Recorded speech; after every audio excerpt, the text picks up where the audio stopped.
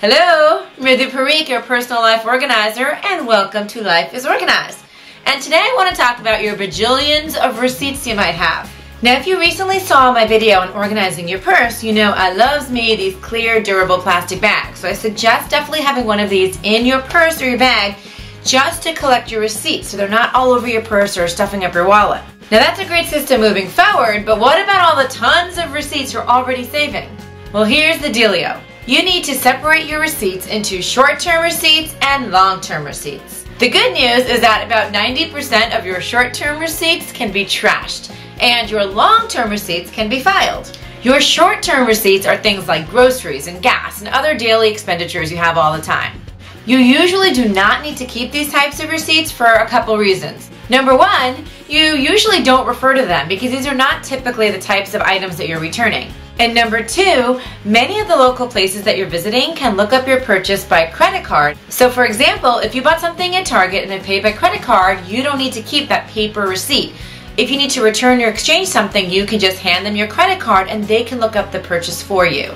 More and more establishments are going this route, so check with your local places that you go to see if they can retrieve your information without a paper receipt. And number three, most items need to be returned within 30, 60, or 90 days. So if you're keeping your receipt longer than the amount of time that it can be returned, it really is useless and you're just saving a lot of unnecessary paper.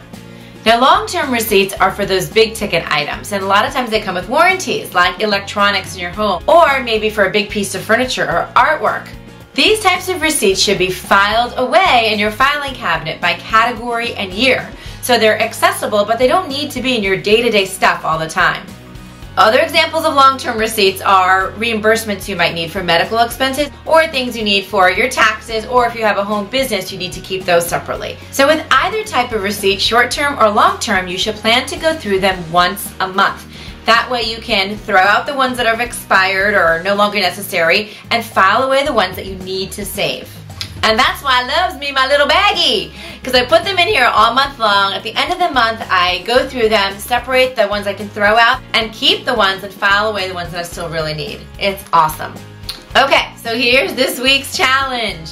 Go through all the receipts that are just in your purse or wallet at this time. Put your long-term ones away for filing and get rid of all those short-term ones that you don't need anymore. And if you'd like to see the very cool way of how I file and put away my long-term receipts, then you're going to love this week's additional resource, which is another video on exactly how I do this. If you're a Plus or Pro member, you'll have access to this. And if not, come on over to Life is Organized and sign up for a Plus or Pro membership and you'll get additional resource every single week. And as always, if you know someone who could benefit from this video, don't be shy to pass it along. And I'll see you next week with another awesome tip on how to get your life organized. Bye!